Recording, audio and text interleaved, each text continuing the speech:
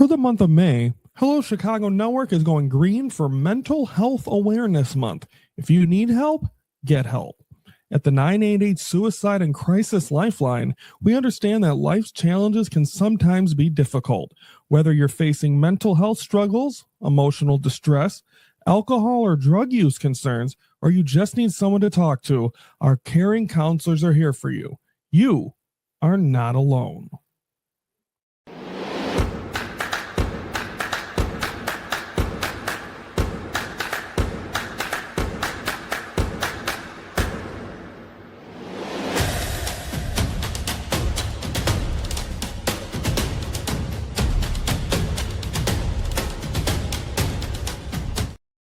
Hello, Chicago Network is on the air. Hello, everybody. I'm Ryan Yannishatis, and it's time to focus for this Thursday. What are we? May the 21st, the final show before Memorial Day. We'll talk about the Memorial Day schedule as well. Speaking of schedules, we are talking NFL schedule, but most importantly, we are talking Chicago Bears. Again, yeah, it's the end of May. But I mean, the schedule release came out last week, but there's been so much to go over and talk about with the Crosstown Classic and all that. But as you can see, I'm ready for Memorial Day weekend. But let's get into this and let's talk a little bit about the Bears 2026 schedule.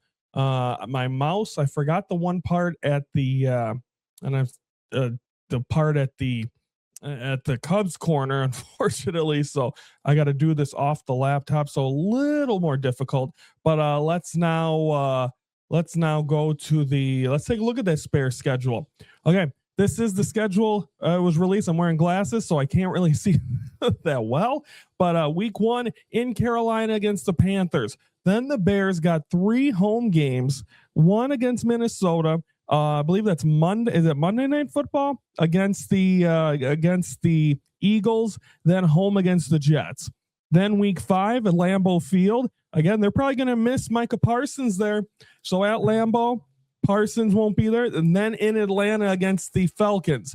Then they face the defending AFC champ. They face the Super Bowl matchup, which I really thought the Bears were going to get it.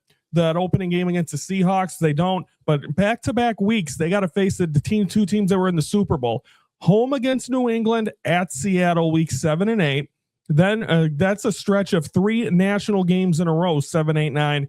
As then they will be in Seattle and then home. What is it? In November, going to be chilly against the Tampa Bay Buccaneers. Then the bye week 10. Remember, the bye was early last year. It was kind of in the middle of the playoff. The playoff push for the Cubs. It worked out perfectly. Then home against New Orleans, on the road against Detroit.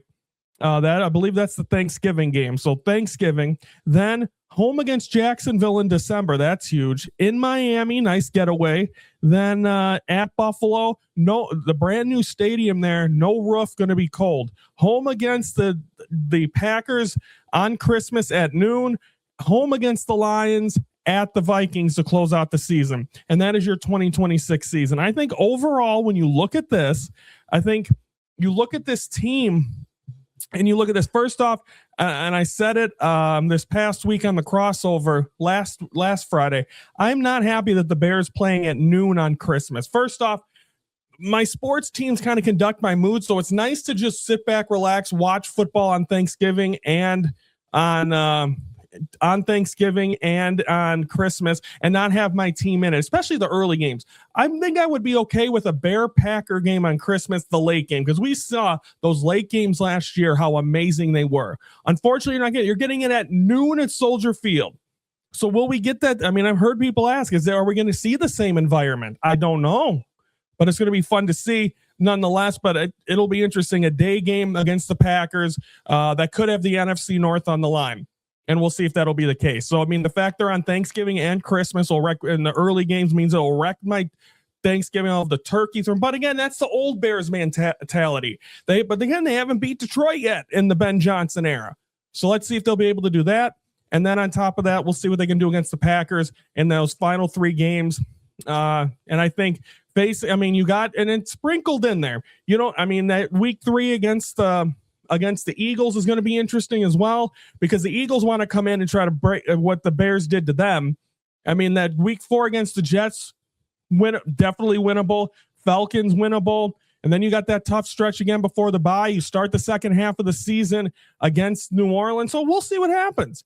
But I think overall, the Bears are playing a first place schedule because they won first place last year. Everyone said last year the schedule was easy. Well, guess what? Now you can shut up, because if the Bears win the NFC North again, or the Bears are in the playoffs, it's going to be big. So it should be a fun year to cover. We'll be covering it here. Of course, season 3 always starts Labor Day week, and we'll be talking a lot of Bears. We had so much fun talking Bears last year, or this year, last year. So that's exciting. That's fun. So let's hope that continues.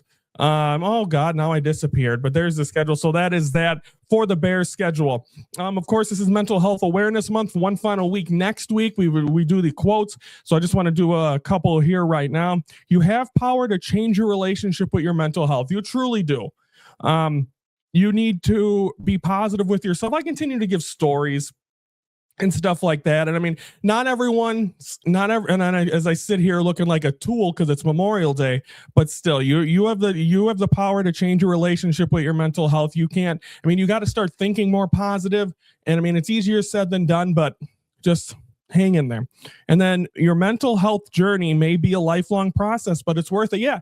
I mean, a lot of people struggle. I was just watching On Patrol Live where there was someone in Brooklyn on the scaffold, and there was a woman on the edge, and she said, "Tell my parents I love them." And the cops were able, the police were, and then they're professionals. They work. That's what they do, and they were able to get her off the ledge. So I mean, that's an amazing story to be able to the great professionals that are out there, and there are people. And that's so scary. And you've seen that before. And sometimes they do jump. But the fact that they were able to get her off that ledge, kudos to the New York Police Department and be able to handle that. But your mental health journey is a lifelong process, and it is worth it. So stay strong and continue to do it. And I know these are the big drinking weekends as well, Memorial Day and all that stuff. And if alcohol is your problem, I know these kind of, and it's tempting, but you have to reset your circle, because if you're around people that are constantly doing something that you can't be around, and on top of that, if they know you can't be around it, still want you to do it, then that's on them. That shows that they don't care about you. So remember that.